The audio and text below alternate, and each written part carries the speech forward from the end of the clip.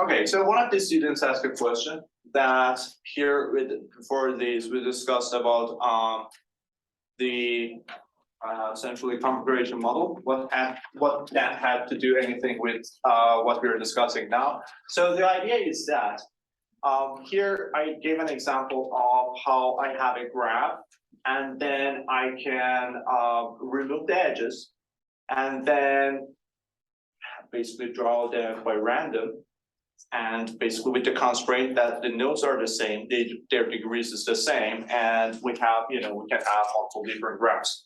So the idea here is that we are assuming that we don't have anything to do with these. We're just assuming that, I had a graph, I kept their nodes. Now we're computing the expected number of paths between two different nodes. We started by saying that among these, given their node, basically node degree, what's the expected, expectation of the number of edges, basically paths of length 1 between D4 and D3, and so on and so forth, for every basically pair of node here in this graph. And then we move and say, what are the expected number of paths of length 2 between two given nodes here? And we looked at, so let's say D4 and D3, and we found that for paths to length 2 paths, I need to go from V2 to some other node D1, intermediate node D1, and then I need to come from that to D3, and I found the expected value of that, and then I said that I need to sum over all possible intermediate nodes in our graph, right? So that's the idea. Now we are going to use that for normalizing our cut similarity value, where we were basing similarity between two nodes on the number of paths of different length that were connecting those two nodes. Does that answer? Yeah. Okay. All right. So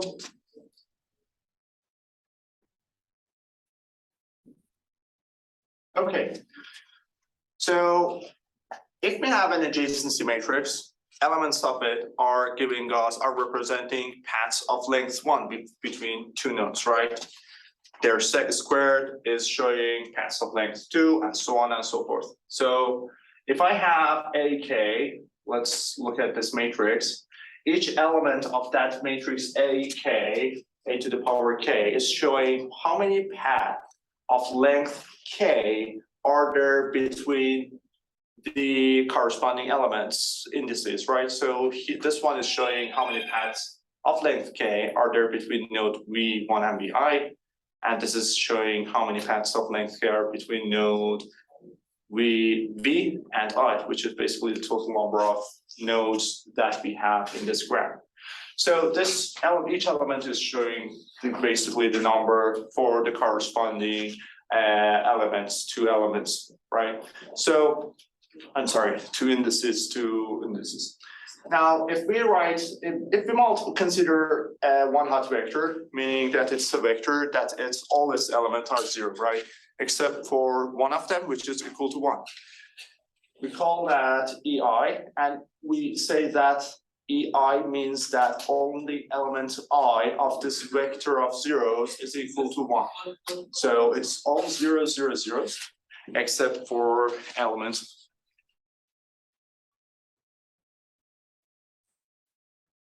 or element I. So, and that has size V, again, that's the total number of edges that we have. If I multiply that to our matrix A, what's this gonna give? It's gonna give us a vector whose elements are, at least one of you was asking the same question, so from node I to all other. Node I to all other nodes, exactly. And that's because here we are multiplying this row to this column, right? So everything except for this element are going to be 0. And my output is V1I, which means path of length K between Vi and V1 and Vi.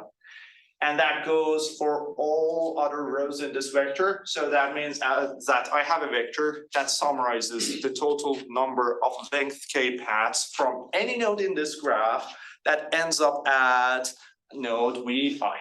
Okay, so let's say that I have an eigendecomposition like this. I have a basically matrix A. It is a positive semi-definite matrix. It is symmetric. I can decompose it into its eigenvector basis.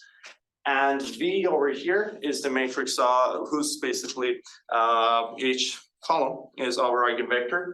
And A and lambda is representing a diagonal matrix whose diagonal elements are eigenvalues, corresponding eigenvalues. So I can get our eigenvectors of the adjacency matrix space from this relation. And then I can write vector E, that was our one-hot vector in the spaces, right?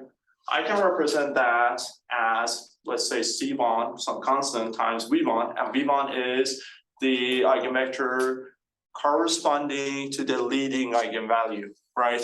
So we sort the eigenvalues and we write basically V1 is the eigenvector corresponding to the leading eigenvalue, and Vn is the eigenvector eigenvector corresponding to the smallest eigenvalue, and so on and so forth, right? So I represent this in this basis, and so in order to get that vector of basically paths of length k from any point to Vi, I need to multiply both sides of these to the kth power of a, right? So I multiply kth power of a to both sides of our equation. And this is what we get.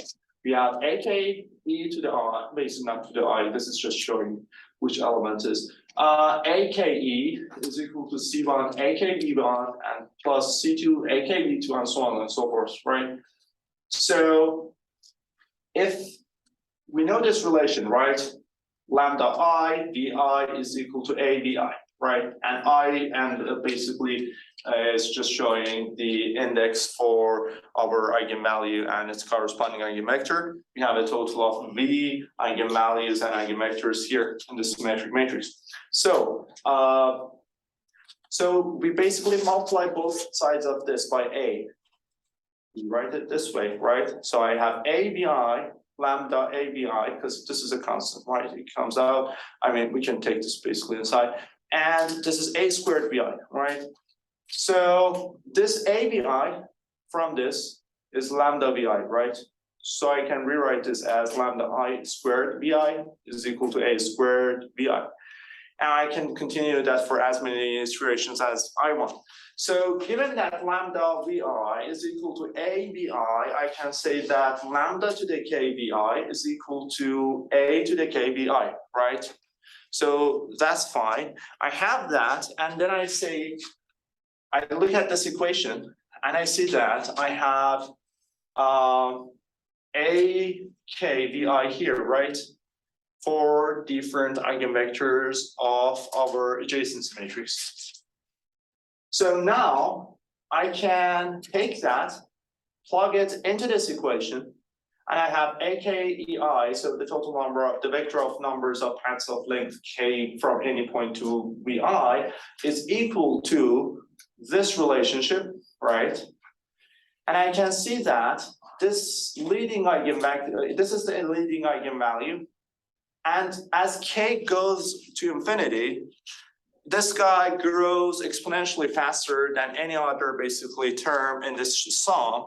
So as k goes to infinity, we can basically approximate the growth rate of basically our paths of length k as lambda1, where lambda1 is the leading eigenvalue. So we can go from Vk to Vk plus 1, the total number of paths that we're coming to that from any other node grows by a factor of lambda1. And that's what we needed in the previous equation. We had this relation. So we started from 1, and we were looking at paths of length 2 and so on and so forth until it was a sum that was going to infinity, right? So we can start from the first one, right? And we say that it grows by a factor of lambda1, and basically until forever. So we take that and we say that the expected value of paths of length k between nodes I and j is equal to di dj over 2e, that's for length 1. And so because we know length 1, then we subtract 1 from this, and this is going to give us the expected value of paths of length k from I and j. It's going to approximate that for us. Now, LHN similarity measure was basically normalizing our relation, which was basically with this total number of expected paths, and we divide that and we plug that into our cut similarity equation, which was only the first part without the denominator. So this is what we are left with here, right? And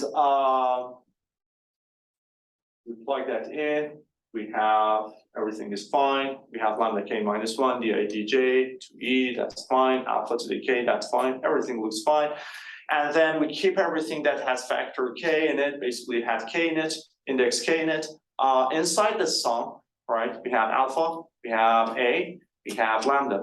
They stay inside, and we take everything else outside. So t to e outside, this minus 1 of lambda outside, and the I minus 1, that's outside, the j minus 1, that's outside.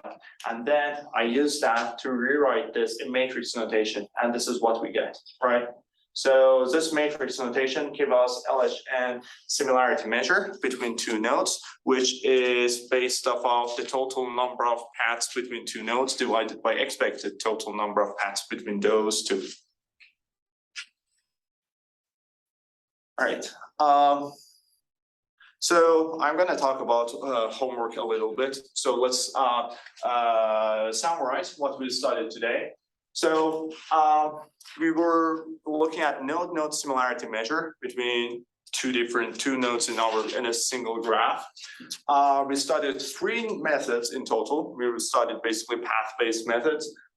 We studied local overlap methods, which were looking at 2 nodes and how much their local neighborhoods overlap with each other.